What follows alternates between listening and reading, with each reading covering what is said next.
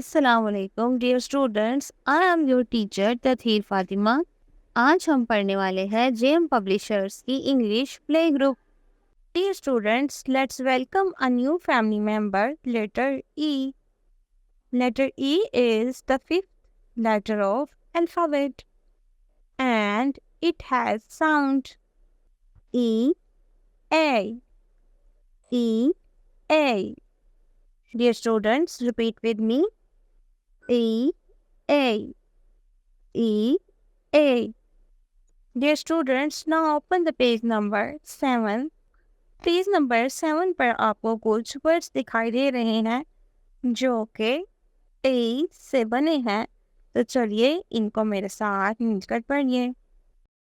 Letter A, E elephant, E A elephant, E A egg. Very good.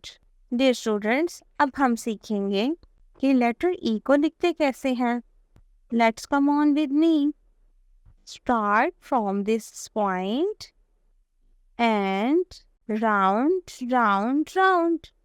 and make a small semicircle.